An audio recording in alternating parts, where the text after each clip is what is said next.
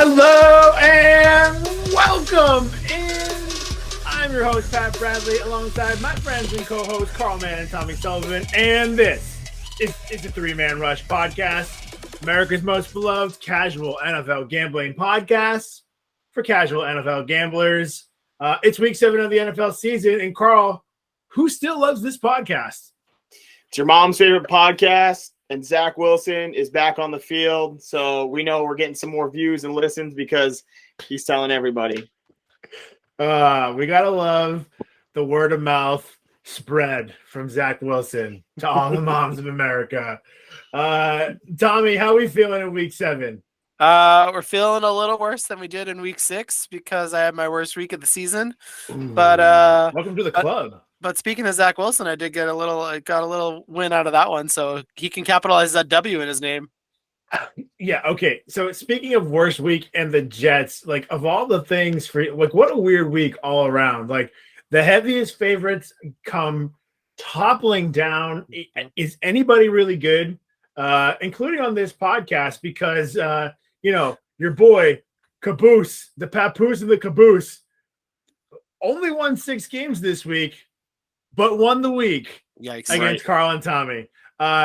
We could just dive right into it if you guys want, because Tommy, you picked the Jets. Carl and I were like, all right. Like the Packers, they're not going to lose to the Jets. It's only 7 points. And you're like, no, fuck that. I'm taking the Jets. And you got it right, which is crazy because you only won 4 games last week. Yep, that was 25% of my winnings, and I don't understand how I did it.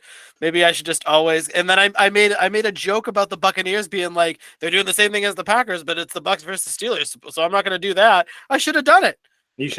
Tom Brady has never been more correct than when he said there's not much good football this year, and he's one of those teams that is not good football. The irony there, like just the lack of self-awareness for Tom Brady, who's talking about bad football, who's yelling at his teammates about how they need to get better. But Friday night, he's out solo on the town without his, I guess, still wife. Yep. We don't really know.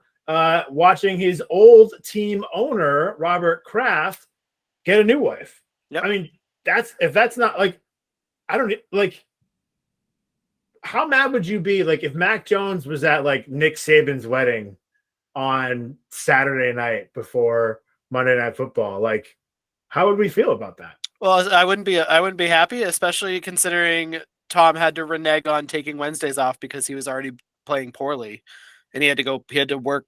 He has to go to practice every time now, and now he's even closer to games taking nights off. I don't know. It's really unbelievable. And like, you know what else is weird? The moms of America who listen to this podcast have to be down on Tom Brady, because if you've noticed in any of his walk-off interviews or post-game interviews, like classic Tom Brady, he always wants to say like, okay, just give me a moment. Hi mom, I love you. And he's not said hi to his mom. He's not said hi to his kids. He's not said hello to anybody. He's just been disappointed even after wins every time he talks to a reporter after the field. So approval rating for Tom Brady, down with the moms, down with his wife, the mom of his kids, probably up with the wife of his former team owner. But just the whole story is pretty weird. I could make this a Tom Brady podcast. I usually do. But instead, let's talk about how Carl only won 5 games last week. Sure. Yeah, we can talk about that. I mean, I was just kind of, I didn't want you to feel like lonely in the 5-win club because you had like 2 back-to-back weeks. Okay. I mean, you did break that streak by having 6 wins this week. So 6 full wins. Props to you, I guess. I don't know. Thank you. Yeah, it wasn't a good week overall for like the podcast. We were talking about this before though, off the air, but I had a pretty good week like in real life betting because I don't bet on every single game. Although a couple weeks ago, I probably wish I did bet on every single game because that would have been really nice for me. Yeah, no, it's been good. I had a nice like plus 700 on Monday night with the both teams to go under 20 points in the Monday Night Football game. So Yeah, it was a good week overall. I mean, I didn't bet 100 to win 700. I bet 50 to win 350. But money's money, so Yep, there you we'll take go. what we can get. Yeah, I'm currently watching the game right now because we're recording this on Thursday night. We did also go live and give our picks live. So I don't know. I guess maybe give us some feedback on how you like that because we could do that more often. We obviously spend a lot of time on the podcast anyway, but then might cut one game out 5-10 minutes and you get it that night and get to hang out with us, ask us questions, whatever. It might be a weekly thing. So let us know how you feel about that. Yep, leave a Love comment. that. Instagram, YouTube. You can comment Spotify. You can leave a review on the pod. And hey, if you missed our live, go check it out because it is now up as a reel at 3Man Rush. Spell it out at THREEMANRUSH on Instagram. Like, follow, subscribe. Help us out. Help out your boys. We appreciate it. Speaking of helping people out, I think I helped myself out this week with that aforementioned 6-win week, which is crazy. What a world would I get to brag about this? Because I still am 2 games below 500 for the week, but I beat both of you. It's true. So here I am going to take my little victory lap.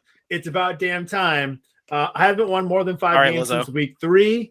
Oh God. I don't like Lizzo. Sorry. Sorry, moms. You probably love Lizzo. Don't get this podcast canceled. I know. I haven't won more than 5 games since week 3. I haven't even been 500. We've done this this is the 7th week. Of the previous 6, I've had a 500 record in one of those weeks. So, hashtag 3Man Rush fraudcast. Broadcast, yeah. I think the fraudcast is still here.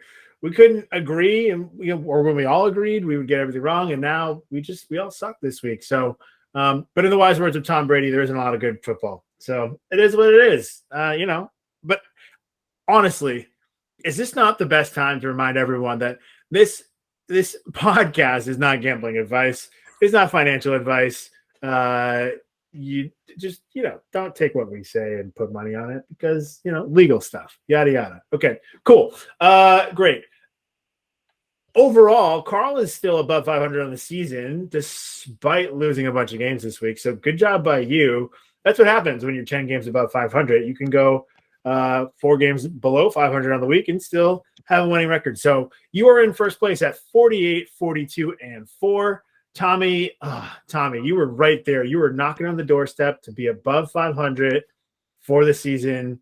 And then you lost 10 games. Yep, that'll do it. So you are now 41, 49, and 4. And I gained 2 games on you, but I'm still 3 games back in the standing. So I'm 38, 52, and 4. Pretty ugly. Despite the lack of wins, right? We had 15 total wins among us. Pretty rough. I think maybe across the board has to be our lowest combined total of the season. We still had a lot of dollar bill islands. So Tommy, you had 2 yourself. Carl also had 2. I was really excited because the first 3 picks we made on the pod last week, I not only hit, but I hit with a dollar bill island. So I had 3 right out of the gate. I was 3-0 as I was reviewing our records. And, we see how it turned out. But I finished with 3 on the week. So good job by me. Didn't really do me any favors because I'm still in dead last with 8 of those. Tommy, you have 9, and Carl has 16. So, yeah, cool. Within striking distance. Within striking distance, I suppose. I just have to double up everything I've done, and then I can tie Carl if he gets absolutely 0. So Bingo. Yeah, cool. Good job by us. Great. Well, what do you say we just dive into our picks? Heck yeah, let's do it. Hell yeah. Awesome. All right, well, we're going to skip right over Thursday Night Football. It's being played as we record here. We told you where to find us at 3Man Rush. Spell out the word 3 at 3Man Rush on Instagram. Go check it out. We love doing stuff like that. We love interacting with everybody that listens. We appreciate everybody that listens. So, jump on the live and, add a comment. Tell us we're ugly. Have some fun. Whatever you want to do. This is your chance. And live shout out to the Cardinals and the Saints for having 1 touchdown already, which matches the total of the previous 2 Thursday night games, if I remember correctly. Seriously, I think we're gonna get some scoring. Someone had a sign. They showed it after the touchdown, and it said TNF for Thursday Night Football, and it said touchdowns, not field goals, and it was that perfect sign. Like, There how you did we go. not come Well up done. with that? Well done, buddy. Amazing. Shout I out love a that good guy. fan sign. Shout out that guy. Hashtag that guy. Great. All right. Well, then we're going to dive right in with our game of the week here. It's who else but the Kansas City Chiefs. They're favored by 2.5 points as they head out to San Francisco to take on the 49ers. The total in this game is 48.5 points over under.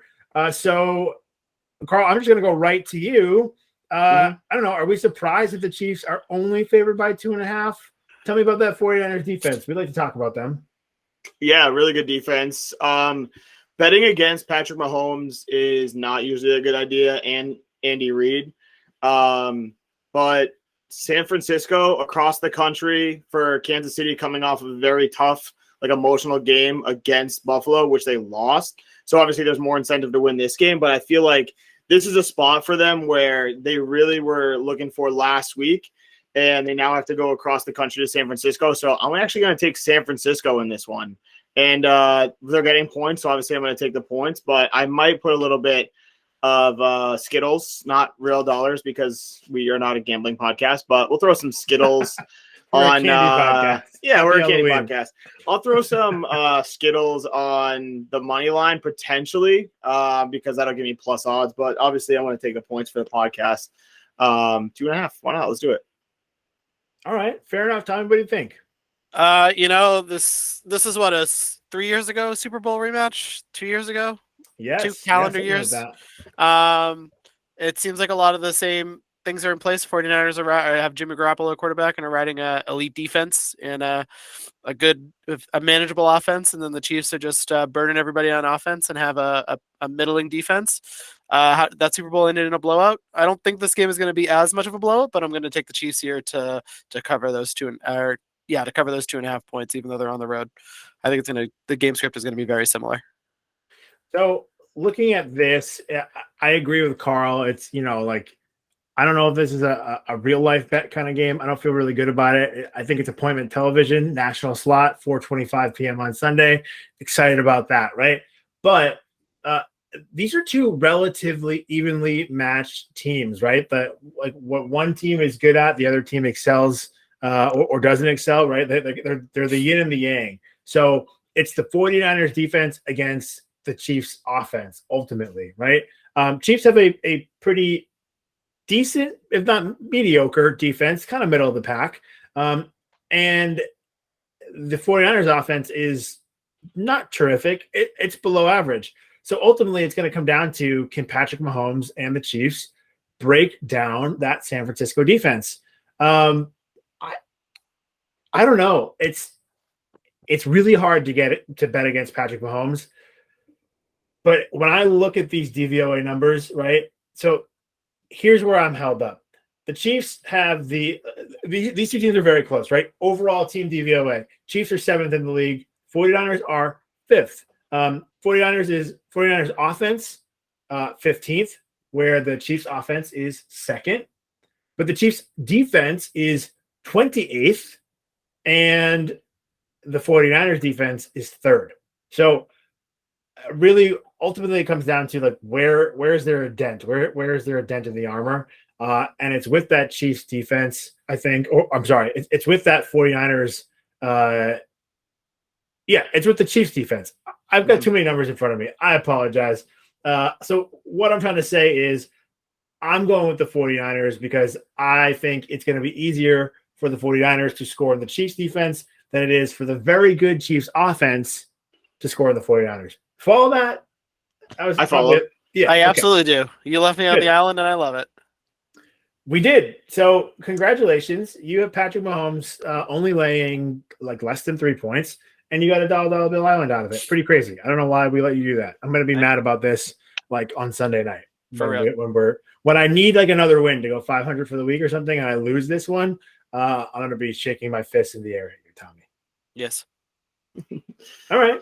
I'll be with you. So yeah, you and me both. So fair enough. I don't know. Not a lot of great games in the schedule. This really might be the best one that we have. I mean, I don't know. What else do we love about this game? Anything? Think Travis Kelce can score another 4 touchdowns? I wouldn't hate it. He's still on my fantasy team. I'm going to say no because he's not He definitely won't. Playing against me. So only when he plays True. against me. Fair enough. All right. Well then with that, why don't we move on? Let's hit our primetime games just because I want to start Carl off with a couple of losses on the podcast. Probably, honestly. So we have the Pittsburgh Steelers fresh off of a victory against the Tampa Bay Buccaneers. They're headed to Miami to take on the Dolphins, who are 7-point favorites. Total in that game is 44.5 points. And it sounds like we're getting Tua back for this game, maybe, despite the fact that Tua mentioned today that he can't remember being carted off the field when he went into like ataxia or whatever that was, like the awful stuff. He took a taxi off the field? He did. No, He I'm took a kidding. taxi Okay. off the field because he couldn't drive. He couldn't find his keys. His hands were fucked up. Sorry, that's a bad joke. Anyway, I think Tua's going to play football, which, you know, if you've listened to the pod, you've got some of my thoughts on that. So I'm just going to stop talking about it. Tommy, I'm going to give it right to you. Can Tua and the Dolphins cover this 7-point spread? Yeah, I think that they are, and I think they're actually going to do it pretty easily. This is the perfect like convergence of the Steelers. They had their emotional win last week. This will be like a little bit of a come down game. The Dolphins are going to be on their way up, getting Tua back. That offense will go into full swing, and I'm pretty sure there are a couple players on the defense that could be coming back. I'm not 100% sure, but I still, even with the pieces that they currently have, I like their defense against Kenny Pickett and the Steelers. So give me the Dolphins. Okay, Carl. Yeah, I would love to agree with you. But I'm going to go on the other side. I'm going to take the Steelers with the points. It hasn't worked out as much this season as it has in the past, but Mike Tomlin as an underdog is very tough to bet against. They're not at home. That game's in Miami, if I remember correctly, even though we're looking at it right in front of me, so I know it's correct. But, you know, Mike Tomlin just has a way of getting his teams hyped up for those games. Yes, they just came off an emotional win versus Tampa Bay, a game that they probably shouldn't have won. But maybe that's the start of them putting stuff together. They lost TJ Watt early in the season, end of that first week. It seems like they've had those like 5 weeks where that defense couldn't get it together, and we talked about that on the podcast over the last couple of weeks. And it seemed like against Brady and the Bucs, which should have a relatively high-powered offense, they weren't able to do much against the Steelers. So hopefully we get rah-rah Tomlin. And this is also Brian Flores back in Miami, where he kind of got, you know, booted out the door in not so beautiful fashion. So it could mean a little bit more to that Steelers team and defense all around. So we'll see what happens. I'm taking the Steelers, and shout out Kayla. She's probably not going to listen to this podcast, but when, you know, if she does, she'll get this shout out that we actually picked our team this week. So I hate everything about this because I don't feel good about betting the Steelers, but I don't really feel great about the Dolphins laying 7 points right now. I feel like there's a lot of question marks with this Miami team, but they're at home and they have Tua and they have Tyreek Hill, and all you need is a snap of your fingers and you got points on the board. And, you know, something tells me like this is a young team that is still trying to prove itself. It's trying to just work out the kinks as it goes along. It's been without its quarterback for several weeks now. They could be up like 25, and I don't think they're taking their foot off the gas. As smart as it would be to take the guy who just missed like a month with concussions out of the game if you're up by a lot, I don't think they're going to do that. I think they're going to keep their foot on the gas. I think they're going to try to put up as many points as they can. We'll see if the Steelers can stop them. But for now, I'm going to roll with the Dolphins and just take it, right? I'm just really upset, Carl, that you used my own revenge game narrative against me. It's been a theme. Like dang you've it. not done any of these revenge game narratives this season. Pretty crazy. All right, well, let's move right on. I wish I had a revenge game to talk about here. If there is one, Tommy will think of it. I'll find it. But the Chicago Bears are heading into Foxborough on Monday night to take on the New England Patriots. Is it in Foxborough or is it in Chicago? Am I crazy? No, it's in Foxborough. Yeah. All right, wonderful. So the Bears are coming to town on Monday night, where the Patriots are favored by 8 points. Total here is 40. So Vegas doesn't think there's going to be a lot of scoring. I don't know. Carl, you're our resident Patriots expert, so you tell me. Well, I don't think Vegas thinks there's going to be a lot of scoring by the Bears, but I do think they think there's going to be a lot of scoring by the Patriots. So I'm going to take the Patriots in this. I do have a fun fact, but I kind of want to hear what you guys have to say first. Maybe you'll talk about it, maybe you won't, but I don't want it to influence your decision. So I'm taking the Patriots. And Pat, who do you have? So I don't. Weirdly, so it sounds like Mac Jones is going to play on Monday night, right? And I should be excited about that. But tell me I'm crazy. Have the Patriots not looked better with Bailey Zappi for the last couple of weeks? I mean, we just put up, 38 points on the Cleveland Browns, who are supposed to have a good defense. So I'm inclined to go with the Patriots, but the decision-making of Mac Jones was really alarming before he got hurt at the end of week 3. So I don't know. I'm not really in love with it. I don't know in general, despite what we just saw, if this Patriots team is good enough overall to be favored by 8 points against anyone. The defense is pretty good.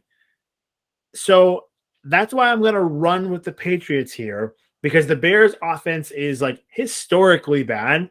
And I am putting my faith in Bill Belichick in that defense. 2 of the 3 highest rated cornerbacks through this season on Pro Football Focus: Jack Jones, Jonathan Jones. Mhm. So, I mean, first and third, the rookie, and then Jonathan Jones. So, I don't know, against Justin Fields, against that awful Bears team, I mean, who are they even throwing to? Like, do you even need your cornerbacks? I'm kind of more worried about Justin Fields running around. That tends to beat the Patriots anyway. But for now, I'm going to roll with the Pats. I don't love it. -8. We'll talk about that a little bit later if you stick around at the end of the pod. Little teaser. But Tommy, give me your take. So I'm going to try to keep this as brief as possible. For your Mac Jones statement, it's very common for second-year quarterbacks to look as bad as he did for the opening weeks, because they open up the playbook for them, because there's a little bit more trust, and then usually they reel it back in by midseason and everything improves. I think that they're going to reel it in now because he's not going to be 100%. He'll still be at like 85, 90%. So I think you'll see a similar play calling that you saw with Bailey Zappi. It's what they have going for them, right? You almost want to simplify it for him. Yes, exactly. And rebuild that confidence too, right? Yeah, bingo. And as far as revenge narratives I was looking for, it's definitely not going to be one for Isaiah Wynn, who has deleted all Patriot stuff from his Instagram account. It might be for there's a video of a Bears, I think it's a Bears offensive lineman, bringing up Deflategate again 8 years later. So I think that's going to be on the bulletin boards in New England. Yeah, I think that's going to be on the bulletin boards in New England. So definitely give me the Patriots here. Not a smart move there. I'll tell you what is either going to be officially or unofficially on the bulletin board. This is what I didn't want to say when I was giving my pick, but this has nothing to do with the spread really, but the game in general. Belichick tied George Halas for second all time on the wins. And where did George Halas coach? Chicago. So what other way to break his record, not tie it, but leapfrog him in the standings would be to beat his former team. So Monday Night Football, to break the record, to become second, not number one, but to jump past a Bears legend, I think it's just going to happen. So hopefully Patriots take care of business. It's not a close game. Sorry, Jake. Good thing you have Tuesday off so we don't have to talk about it. I just sent you guys the video, but yeah, Bears defensive lineman Justin Jones was asked, what's the first thing you think of when you hear Bill Belichick? He said, deflated balls. He said, I'm going to be checking them myself. I hear they're still doing it up there. Oh, gosh. I just, how can anybody be that dumb? I don't know. I can't wait for Monday. And as a Patriots fan, I'm excited for Monday now because I know who's going to get ragdolled. I mean, Jesus, I almost want to, if I tease the Patriots, can I tease it the other way? I'm just going to get an alternate line, like Patriots by 15 at this point. Yeah. I mean, Jesus. All right. Well, it sounds like we all agree then. Pat's by 1 million. And I Nice job, guys, because you've talked me into it. I feel so much better about taking the Patriots, way better than I did when we started talking about it. So good job by you. You're welcome. Love that. Love that. All right. Moving on, the upstart Tommy's New York Jets are headed to Denver, where they take on the Broncos, who are favored by just 1 point. Total here is 38.5 points because, I mean, who scores touchdowns in Denver? Not the Broncos. We may or may not see Russell Wilson, question mark. Still, jury's up in the air. I don't know how how it's Thursday and we don't have a definitive answer on that hamstring that might be really serious. Russell Wilson was quoted today as saying he heals really fast. He's got Wolverine blood. I don't know. Like, just talk about like an annoying, corny dude. Like, did he call his agent to have someone call him and give him that tip? Like, I don't even know what's going on. I hate Russell Wilson. I'm so over the Broncos, which is why, Carl, I'm going to let you lead off because that's your binky team. Yeah, it is. And I was talking to Tommy off the camera earlier before we started recording, but after this week, I'm probably going to readjust my rankings to account for like the first third of the season because I probably have the Broncos rated way too high, and it's an indication that I'm going to pick them in this game. It's basically a pick-em game at the one spread, but my spreadsheet says they should win by 10 points or 11, so big difference there. The defense has been playing really well, but their offense just can't put it together. I mean, they're not putting up points. So maybe they can slow down the Jets enough. Maybe they can get some defensive points in this game, not like a safety, touchdown, something to put some points on the board, help the offense out. And honestly, I would feel better if Russell Wilson didn't play because I feel like that team would get up for a backup quarterback to at least like get through that game. All the stories coming out of Denver is that Russell Wilson is not really like a team guy, or I guess it's not really coming out of Denver. It's coming out of former Seattle with like Richard Sherman and Marshawn Lynch saying they couldn't even get in contact with him. They had to go through like his manager, like he's some sort of like pop star. Maybe he's been hanging out with Sierra too much, but I don't know. I'm still going to take the Broncos this week. I may regret it at the end. And then again, hopefully we can ride out this week with, a good record overall. And then maybe my standings will adjust and we can kind of get some correction. There's some other teams that need adjustments too, which we'll talk about later, but the Broncos are definitely a team that need an adjustment in my rankings. But for now, I'm going to stick with it. Broncos on the spread. Wow. So you just went on a 5-minute rant against the Broncos and then ended up taking the Broncos. Mm-hmm. Yeah, I have to follow the spreadsheet. If I don't follow the spreadsheet, it means nothing.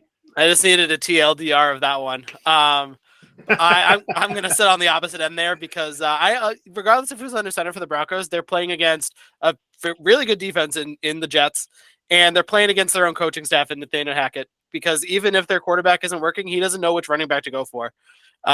He said this past week that people were wondering if Melvin Gordon was injured because he wasn't being used, and he was like, "Oh, I have no idea. It would be the first I've heard of it if there's an injury, yada yada." Like he's been a head coach for 4 games. He doesn't need to be that sassy. You have Mike Boone that has showed flashes, and you don't use him. You use who do they just sign off the Saints practice squad? They all suck. Latavius Murray got the most use after being on the team for 4 days. So I mean, I am as Syracuse's own. True. I am as anti Nathaniel Hackett as could possibly be, and I don't hate the Jets, especially. I just need to get 1 point in there. So yeah, just give me the Jets. Is it any surprise that a guy that Aaron Rodgers loved is such a twit? Actually, that's a great point, and I never thought of it. Yeah, that makes complete sense. Nat Hackett, certified twerp, which is why I'm going to go with the Jets. Bad coaching, bad quarterback play. If Russell Wilson doesn't play, it's somebody named Brett Rippin. Brett, my apologies that I've never heard of you before. He went undrafted in 2019, and he's been with the Broncos ever since. So I think he played last year. Good for him. I'm about to bet the Broncos right now just because you guys are on the other side. You don't think that the Jets earn your money? You don't think that the line should be more if you think the Broncos are that bad? No, because I think we're getting baited. I think Exactly. but I think we're also like assuming that Russell Wilson might not play, and I don't think the Jets have enough respect on their name yet. That's what it is for me. That's the thing. I think public perception on the Jets has been like even after winning last week, I think people still think that they're a doormat. Because also, like, I mean, you could say like, okay, like you could favor the Jets, but I think it's bold to have the Jets be a road favorite against that defense at this point, and you can't make the Broncos a bigger favorite because everybody's going to hop on the Jets and take the points. So it's not really a flag to me at this point. Yes, they're only getting 1 point, so it doesn't really do a lot. But either way, I'm going to roll with the Jets. I think it's a prove it kind of game. Now, do I feel great about Zach Wilson? No. Has that offense legitimately slowed down overall since Zach Wilson came back? More or less, yeah. So this could be like a 4 interception game for Zach Wilson, and Tommy and I could be just looking like idiots next week when you hear from us. Like so it's a toss up, but I don't know. The state of New York is 9-3, and the Jets are a big part of that. And I think Carl. Yeah. Did you see Dawson Knox like quote tweeted that or something? He was like, technically the state of New York is who's gonna tell him? Yeah, who's gonna tell him that those teams aren't in New York? The state of New Jersey is 9-3, which I talked about earlier this season. But because the Jets and the Giants keep winning, I figured I'd give them a little respect. I'd let them keep the New York moniker. But those Jersey boys, I don't know. Yeah, I also forgot about the Bills, so bad job by me. Whatever. Put them in Toronto at this point, like NFL Canada. Let's go. Sorry, Buffalo. Although you wouldn't be able to go, Carl, because you just don't even have a passport. So I do have a passport. I went to Mexico for my honeymoon, so I had to get the Oh, passport. I forgot. Paid extra to get it expedited, but I did get a passport. You're right. Good for you. Okay. Yeah, Jets. I'm like, listen, this is what I wanted to get to the whole time. The Broncos being 10-point favorites in your spreadsheet. Like, I'm just really glad that you're adjusting your spreadsheet because the rankings are off. The Broncos stink, and like the offense isn't good. I don't know that they're going to be better with Brett Rippin. I don't know. Should we move on? Let's move on. I think we should. The Cleveland Browns are headed to Baltimore to take on the Ravens, where the Ravens are favored by 6.5 points. Total here is 46, so we could see a little bit of offense in this game. Tommy, do you want to lead us off here? I can, yeah. This one is tough because I feel that the Ravens have been a little like for spread wise, like they've been really good. For spread wise, they've been a little hit or miss. The Browns are coming off of just a categorically bad game against the Patriots. I think the Ravens are going to roll here. I think I'll take them at 6.5. I think they'll win by a touchdown or more. You want me to go, Carl? Yeah, I would love for you to go just to see what you have to say. I hate when you do that. Like with the smirk on your face, like you're setting me up. You know what you're doing. I don't really like either of these teams. I was pretty high on the Ravens before the season, and maybe it's just all the injuries that they've had. I don't know. 6.5 feels like a lot, but the Patriots could they would have covered like a freaking 18-point spread, a 28-point spread, right? So did they get a last minute touchdown? I don't even remember. Regardless, Patriots would have covered by like 20. So I don't know. Like John Harbaugh isn't Bill Belichick. Lamar Jackson's certainly not Bailey Zappi. So I mean, I don't know. But I guess I'm going to go with the Ravens. I'm not going to feel good about it. 6.5 is way more than I want to lay, but I don't really feel great about the Browns. I think I got trapped by Zappy Mania. So, Carl? No, I'm on the Ravens also. I just wanted to see. God. I was kind of hoping you would go against it just so me and Tommy could vibe it out with our Ravens pick. But yeah, I don't think 6.5 is enough. I mean, it'll be close. But the Ravens have been throwing away points and games in general. I talked about it a couple weeks ago and how like Lamar Jackson has to throw the ball away or take a sack. Like you can't throw an interception in the end zone when you're like that close and you have points. That was a couple weeks ago, and then this past week he legitimately just gave the Giants the game. Like stupid. I mean, there's a bad snap, but then you can't throw it away in the play where they can get the ball, like an interception, right? So that's how the Giants got the ball and got the points right at the end of the game. True or not true? True. So I think with smarter play, and I think honestly, like he's got to be coached up at this point where it's like, hey, like that first time, okay, you were trying to make a play, but like it's happened repeatedly. Like we got to win games while you're not making mistakes. So they're going to minimize the mistakes. It's a division game. They really need it. I mean, division games should be closer, you would think, but the Ravens are going to come out, hopefully take care of business, and we don't get a backdoor cover by the Browns. So that's what I'm taking. Ravens. Conspiracy Pat has a question, and then we can move on. I told you guys in the preseason and the pod, the aforementioned release may or may not have happened. Yeah, release the preview pod. That's for you, Dan. I told you that I thought Lamar Jackson could have a monster season. Contract year Lamar, doesn't give a shit what anybody says. He's putting up numbers. He's getting his money. And he did that for 2 weeks. We talked about him in that MVP conversation. In the last few weeks, we haven't really talked about the MVP conversation. It feels like Josh Allen's running away with it, but Lamar's kind of fallen off. Has it? Would you guys agree? Yeah. Oh yeah. So I don't know. Conspiracy Pat just wants to know, Carl. You're talking like you nailed it when you said, "Hey, we got to coach this guy up." Are they just going to ride or die and maybe like not coach him up, let him fuck himself out of $250 million and keep the guy that they want for a better deal? Yeah. I heard it from a different like podcast. I'm sure it's a podcast. I don't know. I saw it on TikTok, but it was like when we were growing up, there was Brady and Manning. Those were the top two. And right now the top two are Josh Allen and Pat Mahomes. Yeah. But there has to be a Phillip Rivers.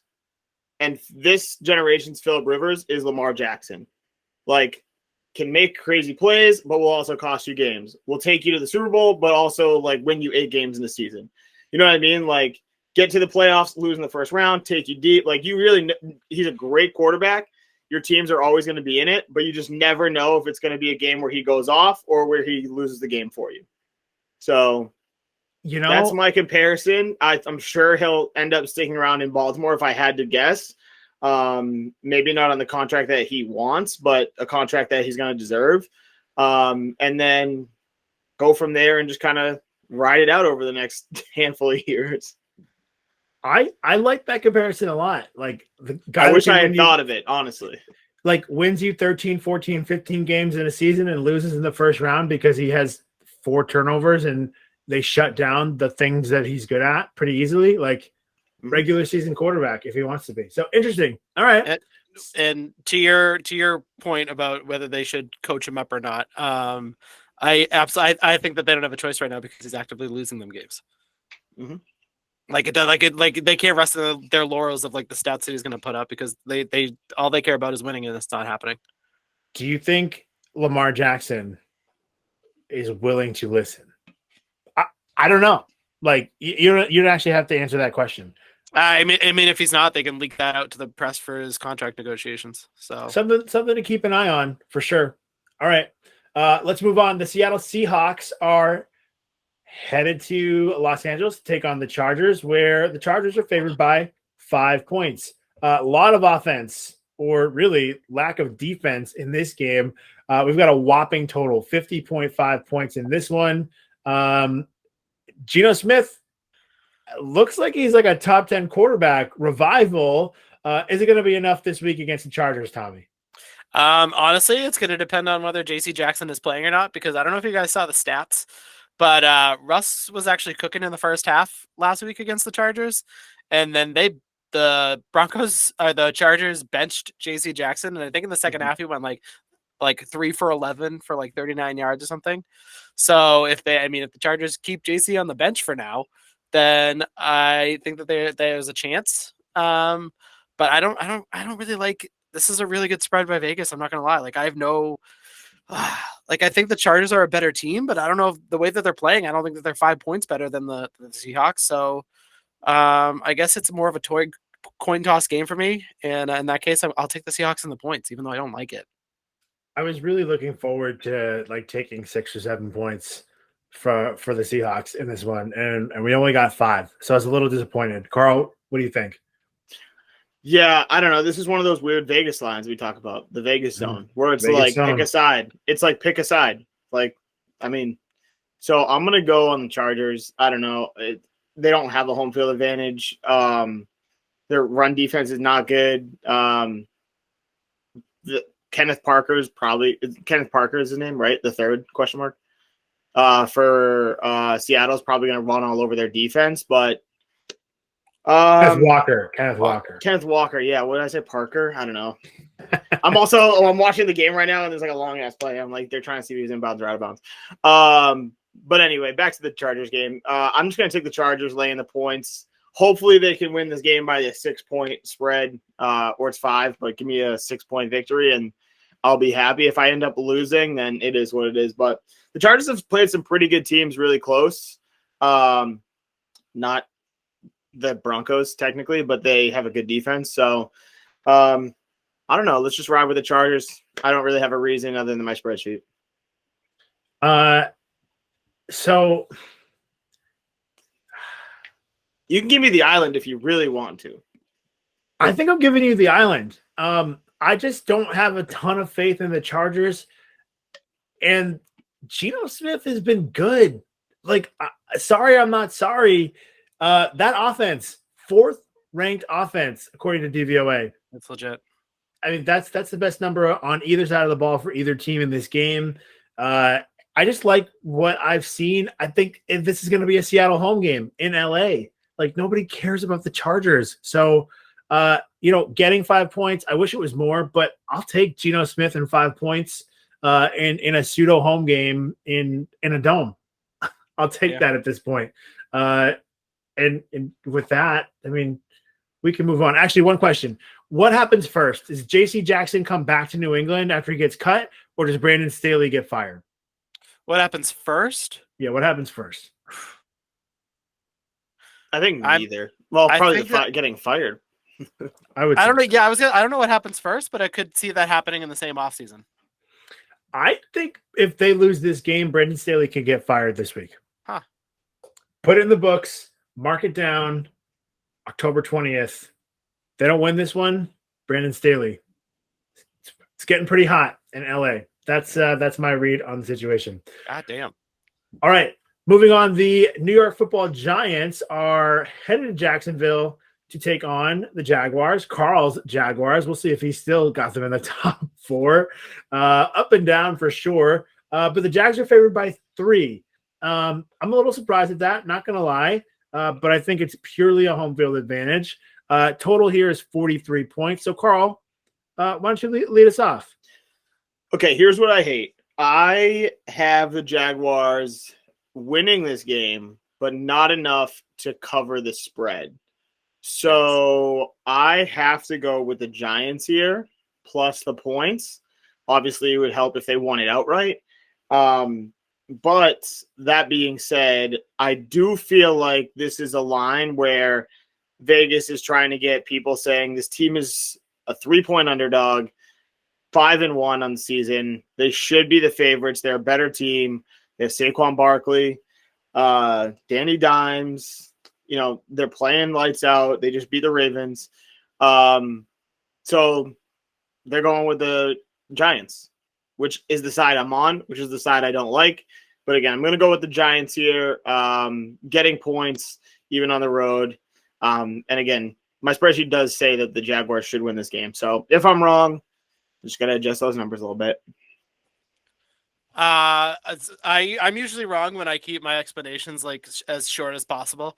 But I like the Jags, I like their future, but I think right now the Giants are the better team. They have the better record, and the fact that they're laying points, maybe it's a trap, but I'm gonna fall right into it. Give me the Giants. Make it 3 for 3. I had my bachelor party in New Jersey, so I'm rolling with New Jersey. The Giants were the most bet underdog last week, and they won outright. What other stats did I have for you guys? I think the Giants are what we thought the Jaguars were going to be after like the first 2 or 3 weeks of the season. And one of you mentioned, I don't remember who it was, so I apologize, that it felt like this year's Giants are like the Titans of the last few years. And with Saquon playing the way he is, I am all about that comparison. So like, believe in Brian Daboll, baby. Give me the Giants, give me the points. I get why that team is not a road favorite yet, but it's getting to a point where they are performing too well to be laying points like that. So I don't know, maybe Vegas figures it out this week, but I'm going with the Giants. So clean sweep for us, which means you should probably bet the Jags. Yeah, True. All right, let's move on. Another AFC South matchup here where we have the Colts headed to Tennessee to take on the Titans, where the Titans are favored by 2.5 points. This is like a battle of the podcast. Carl and I liked the Colts early this season. Tommy, you liked the Titans. I think everybody was wrong because nobody's really good. So I don't know. One of you take it away. Yeah, this is like I'm trying to think of like a pun of like, because this is the two most mid franchises right now that are duking it out to be mid of the South. I don't know. That's a bad pun. I guess I don't really like the Colts. Who really wants to be the baddie? Oh, God. I don't really like the Colts. I mean, Matt Ryan hasn't looked great. They do get Jonathan Taylor back, but I still think as a whole, I guess I'll take the Titans, considering it's a small spread. As you can tell you can probably tell in the podcast if you're listening by my voice that I have no confidence in this. I just don't think this is a game of two teams that can either blow out an opponent or just get shut out by an opponent on any given week, and that's why it's tough for me to bet. But I'll take the Titans. Yeah, Nashville is known as the Athens of the South, but we can call them the mid of the South if you really want. But because I'm going with the Titans. Short and sweet, 2.5. Just lay the points. What does the spreadsheet say?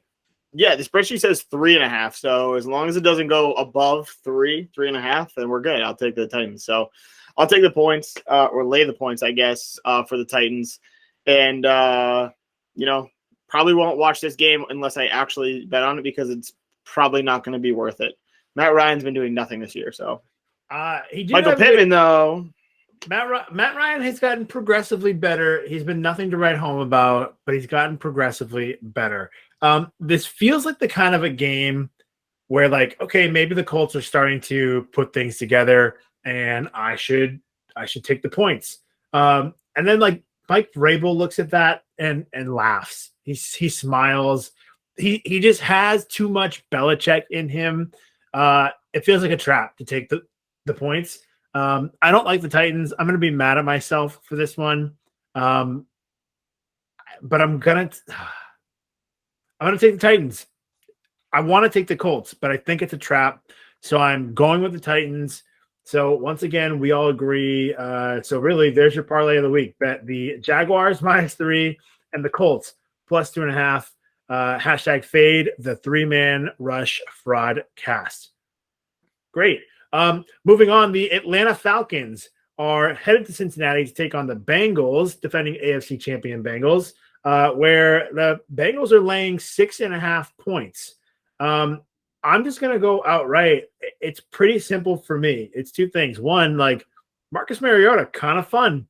He's not quite Geno Smith, but kind of fun. I've enjoyed it. I've enjoyed the Mariota experience at this point. And number two, they're fucking 6-0 against the spread this season. I mean, just bet the streak until it kicks you in the face. If you're 6-0 against the spread and I can get 6.5 points, I'm going to take them. So I'm running with the Falcons. Ball's in your court. I don't blame you for that. It is considering how good they are against the spread. It is a fairly enticing line. But I just think last week was a jumping off point for Joe Burrow and Jamar Chase, that connection. So I think that they're gonna start to recapture that magic that they had last year, and they're gonna start going on a roll here. So I'm gonna take the Bengals. If the Falcons cover again, remind me of this next week so that I follow your advice and can follow the streak. But for now, I'm predicting a streak bust. Don't worry. Because I'm picking the Falcons, Mhm. they will lose. True. Hopefully, because I'm also going to take the Bengals. Give me the island, they're- baby. Give me the island. I Let's know go. the Falcons are one of the teams that I mentioned that may need some adjustments. Like the Broncos need to drop down in my rankings, and the Falcons probably need to drop or jump up. But again, this is one of those things. Like Tommy said, like the streak is a streak, and maybe you should ride it until it falls off. But this could be the week that it does. So I'm just gonna follow, my instinct, my spreadsheet. The spreadsheet does say that the Bengals should be like 15-point favorites, and the line is 6.5. So there's a huge difference there.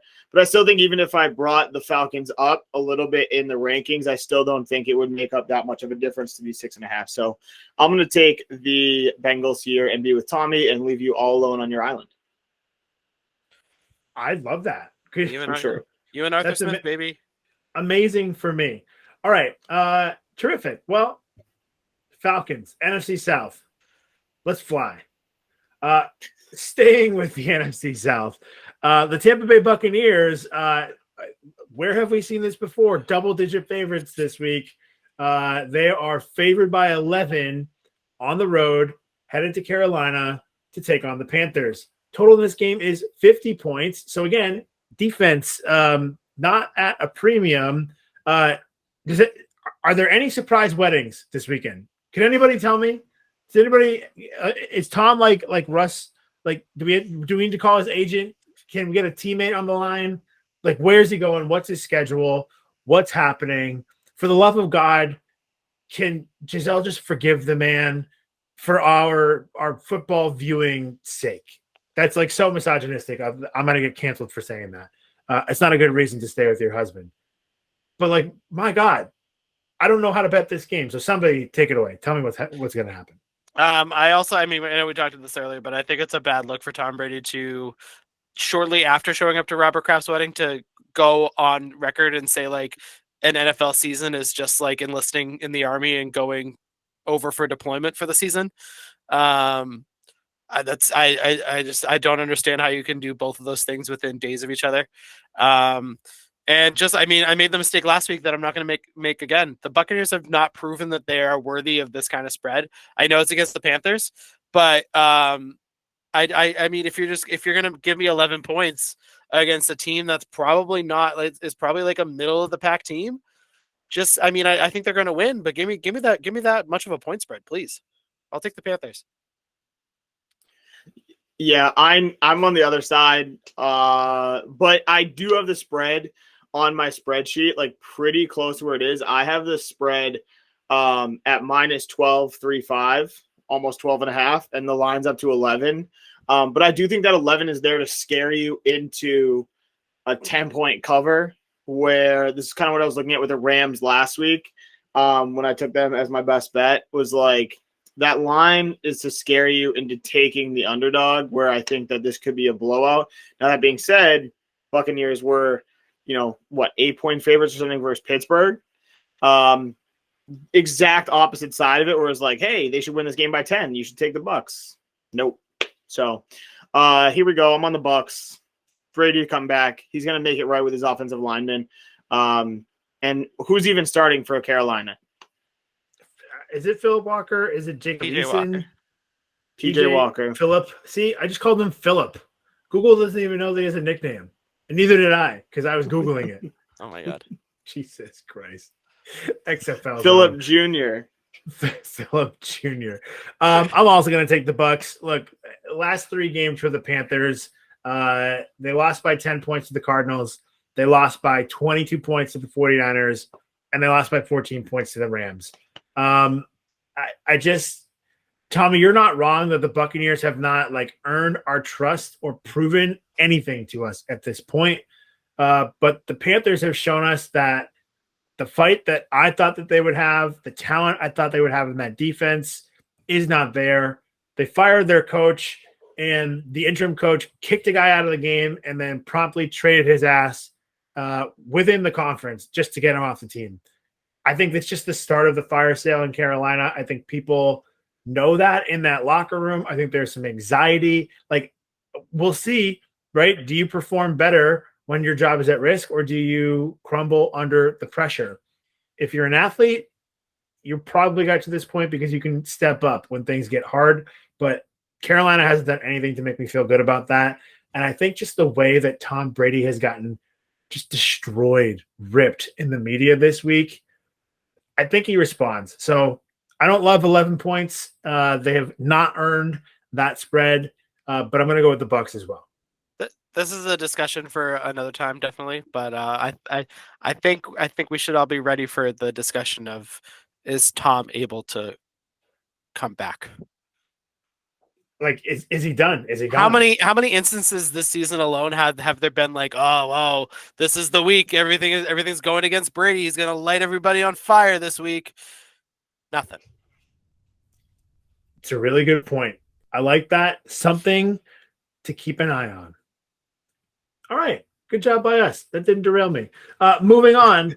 I titled in our outline that nobody can see. I titled this section, "Are they really good?" Like, are they really good? Do we really know? And it's the Bucks and it's the Packers that we're talking about. So moving on, the Green Bay Packers are favored by 4.5 points. They're on the road taking on the Washington Commanders.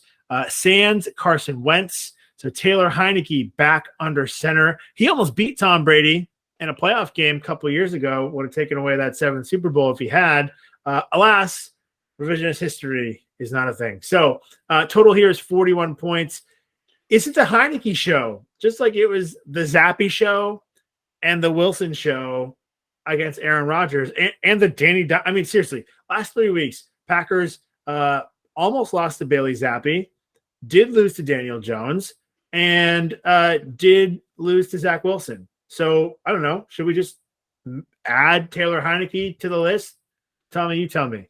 It's a little tough. I think they need to shift the focus to Aaron Jones, who's still been playing pretty well. And if they do that, this is a smaller spread than they've been given in the past. So I think Vegas is finally realizing, hey, we're giving away money if we have the Packers at like 6 or 7 against anybody like we have. So I think I'm going to go on the other side. I'm going to take the Packers in this one. I think they win by 6 or 7. As an aside bet, with the quarterback change in Washington, I think that you should look at the Terry McLaurin individual receiving numbers and hit that over, because he had 1,000 yards with Heineke last year. Mm-hmm. Yeah, I agree with Tommy on the Packers. I'm going to take the Packers here. Again, this is a dead zone, the Vegas zone, so it's kind of like, who do you think is going to win this game is who you should bet on. I could see the Packers also winning this game and not covering the spread, but I'm going to take the points anyway with the Packers in like a get-right game. They've been on the decline for too long. I think they know like what's coming, what's ahead of them, and if they don't win this game, based on everything that's happened over the last few weeks, there's no hope for their season. Not no hope. That's a little bit of an exaggeration. But I think there's a hope. It's pretty low. So give me the Packers here in like a get-right game. Hopefully they shut down McLaurin and Heineke, but do you think it's a trap? Like, no. The like on paper, you just think of like, I know like the Packers have not played well, but it feels like the consensus is that they're still a good team. Like Aaron Rodgers still should be good enough to make his receivers better, even if he doesn't have a terrific receiving core. That defense on paper is really good. They were really good last year. This is the Washington Commanders, and they just lost their starting quarterback. I don't know. Like, shouldn't it be more than 4.5 points? Why is it only 4.5 points? That's what I want to know. Because regardless of what it says on paper, the results for the Packers haven't been there. Yeah. The actuality is that I think people need to they've been still riding off a reputation when a couple weeks ago they shouldn't have been, and it just took a while for that market correction. Okay, here's the next question. We were talking even last week, Ron Rivera kind of laying into Carson Wentz, not so subliminally, saying, did I call that injury, or was it me, or did I not? You did. I totally forgot. excellent work. Literally, we're like, oh, Carson Wentz got called out, and you said he's going to get hurt, and I mean, it's a legit injury. Like, you said you were like, this is the Carson Wentz get hurt game. Yes, I forgot until right now. That's incredible that you called it. I don't know. Do we think that the Commanders' offense might be better with a guy that they've played a full season with? They almost beat Tom Brady in the playoffs with. Mm-hmm. I mean, Taylor Heineke's nothing to write home about. Okay, you know what? This is insane. The Packers defense is really good on paper, and they are literally 24th in DVOA. I think the Commanders they have a home game. I think I'm falling into the wrong side of the trap. I think Vegas just got me, but I'm going with the Commanders. Give me the points. Fair. +4.5. I'm mad that it's not 7 now. Like, if it was, this would be a lock, right? But Commanders, fuck it. I'm going to regret this, but I'm going with the Commanders. Fuck Aaron Rodgers. That's all I have to say about that. All right. It took me a while to get there. So let's move on. We've only got, wow, this is crazy. We're flying tonight, guys. We have 2 games left on the schedule. I really probably should have put the Titans and the Colts in here because none of us are going to watch that one either. I titled this little section, check the score later. So we have the return of Dak Prescott hosting in Dallas the Detroit Lions. The Cowboys are favored by 7 points. I have spoken ad nauseum for a few weeks about how I am not so sure that Cooper Rush shouldn't be the quarterback for the Cowboys. Tommy, I know you are a big Dak Prescott guy, so why don't you lead us off here? 7-point spread. Do you feel good about Dak coming back? Hold up 1 second. Let me just. I do like the fact that Dan Campbell has had an extra week after getting shellacked by the Patriots. They got that week of rest to go into this game and prepare for Dak. Let me just really quickly pull up Cooper Rush's stats from last week, and we can discuss. He was terrible. Finally terrible. Man. Would I rather have Dak Prescott or would I rather have 18 of 38 for 181 yards and 3 interceptions? You answer that one. I think I'd like Cooper Rush. Oh my God, you're wild. I do think that on a bit over, I do think that 7 points is a bit of a large spread for me, considering the Cowboys defense is another one that's supposed to be good on paper. They've been okay. And the Lions obviously don't have a good defense because they have the worst defense in the league. So I think the Cowboys are going to win, but I think this is going to be a shootout of a game. So I'm going to take the Lions to cover, but lose. Oh, I like that. Okay. I mean, I don't agree with it, but I do like it. It's always good to take the underdogs with the cover. Which I didn't do a lot of this week, and I regret already. But hopefully this is a favorites week to get people some money so they can lose it all the rest of the season. That's what I'm hoping for, personally. Not for myself to lose it all, but for this week. I'm going to go with the Cowboys here and my man Rain Prescott. Dakota, Dak, whatever you want to call him. He's going to lead them to victory. I do think the defense is going to play a huge part in it. We talked about it last year, but like my biggest fear is always going to be that Diggs gives up stupid passes when he's trying to like break on the ball. Goff's been pretty good. They've had a really good passing offense, but I do think that has to be because they've been losing a lot of games. So, or losing at points in games. So I'm going to take the Cowboys laying the 7 points. If it gets over 7, I probably won't touch it in real life. But if it's at 7, I don't hate that number because that's a good push number if you do get unlucky with like a backdoor cover type situation. But give me the Cowboys. So DeAndre Swift and Amon-Ra St. Brown, I think, are both going to play this week. Amon-Ra's off the injury report. I don't know about Swift, but I know Amon-Ra is not on it at all. I believe DeAndre Swift is expected to play. So there's a lot of backdoor cover potential. But what we have going for us is that I think the Dallas defense has stepped up and carried this team so far this season. The DVOA reflects it. They're 6th overall in defensive ranking there. So I don't love 7 points. I don't love Dak Prescott, but I'm going to roll with the Cowboys. So the irony here is I told you I'd rather have Cooper Rush, but I still went with the Cowboys. And Tommy was like, absolutely not. I'm all about Dak Prescott coming back, and took the Lions. So go figure. I think Cooper Rush is a better quarterback for them to win, and I still think they're going to win. It's not his fault that they don't cover. Fair enough. Okay, here's our last one this week. The Houston Texans are headed to the Raiders, head to Las Vegas to take on the Raiders, where Vegas is favored by 7. Ugh. Vegas favored by Vegas. Total here is 45.5 points. I don't know. Like, I feel like this should just be like a pick 'em. Like, it's not even fair because like Houston's not good, but neither are the Raiders. I mean, so I don't even know how to prepare us to talk about this game because everybody's so bad. So let's just make picks. I don't like it. I'm going to pick the Raiders because I think the Texans are worse. And if the Raiders lose, Josh McDaniels gets fired. I will say it does look like we talked about this on the last pod, but it looks like Devontae Adams is going to play for now until that investigation is all settled. So he's probably going to play on Sunday. With that said, it's still Josh McDaniels, and a 7-point favorite for a Josh McDaniels led team is too risky for me. I think there's a higher chance that team just implodes than it does win by more than a touchdown. So I'll take the Texans to cover.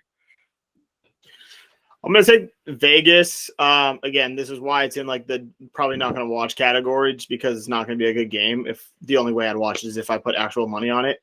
But coming off of a bye week will hopefully help. They've had 2 weeks prepare for this game specifically, and especially what we talked about with Josh McDaniels' job being on the line. If he doesn't take that preparation seriously for this week, then he deserves to be fired. So you have 2 weeks to prepare for a team when you know your job is on the line based on the season so far, or we would assume his job's on the line. Like you gotta think that he's gonna go out there and try and win this game by 20 points. So I'm gonna take Vegas. But again, I don't mind putting you on the island, Tommy. It seems like someone had to be on it in this game because it's such a bad game that there's no way we're all gonna agree. So I do like the idea of Josh McDaniels trying to coach for his life, which means that they're just going to call like 20 halfback draws. Because that's all he does. Maybe if you screen passes. Yeah, that's just a bevy of those because that's all he does is in pressure situations. Love it. All right. Well, that wraps up the picks this week. But we are not done just yet. So stay tuned, buckle up because the fun is just starting. It's time for our best bets. So let's run through and recap last week really quickly. Carl, surprise, was the only one that walked away with the win. Son of a gun. Up to a whopping 2 accurate best bet selections this season, leaving Tommy and I in the dust. We each have one. So you had the Rams, I had the Bucks, and Tommy had the Ravens. 2 of us should have gotten a win. Really, probably 3 of us, but the Bucks and the Ravens let us down. I will say we've as a group we've had a bad year as a whole for best bets. But last week I'm just gonna throw it out because there were like I said before, there were like 3 or 4 teams that were complete underdogs that just won outright. So of course, like our best bets aren't going to hit in a week like that. Tough week for best bets. And yet Carl still pulled one out. Son of a bitch. All right. So our best bets draft here in week 7. I'm leading us off. And then Tommy, we're going to go to you, and Carl, you get to bring up the rear this week. So I'm leading off with who else? The Atlanta Falcons, 6-0 against the spread. Let's go for 7. I don't like any of the games this week. So why not just ride the streak? Give me the Falcons plus 6.5. I like it. I mean, I don't like it because I took the Bengals, but I mean, like you said, ride the streak while you can. So if they extend it, then that's an automatic win in your book. I think it's wild that out of 14 games this week, I have 4 islands, which it's an insane ratio. So this is either going to be a really good week or a really bad week for me. I'm not going to double down on any of those though, because I'm going to take the Patriots here because I just think that what that Bears defensive lineman said means that they're going to blow the doors off of them. So give me the Patriots. Word. I'm going to go with one of my islands, which is going to be the Chargers over the Seahawks. Correct. You heard that correct. The Chargers did not cover last week versus the Broncos. The Seahawks did cover last week. Pretty sure it was against the Cardinals. Don't fact check me on that. So it's kind of one of those like perfect storms of me having it by myself.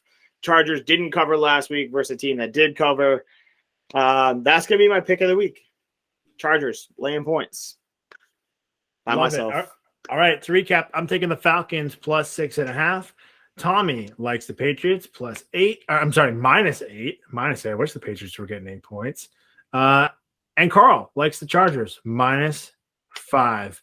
Carl, we had a little bit of fun. If you guys out there listening, watching right now didn't stick around for the end of the podcast, I just have to say I think you missed the best part because, Carl just made me look like an a-hole. And with some really phenomenal editing that brought a lot of joy to my wife, to me, to everybody. So I don't know. We didn't get a lot of comments. I don't know if anybody got there, but it was worth it.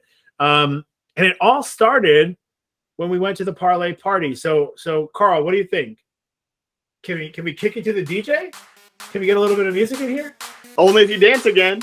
Of course I'm going to dance for you, baby. Let's go. Like, I don't even know what the music is. A little Pitbull, right? Like, we're just going to... Nah, it's TJR. Hey, we wanna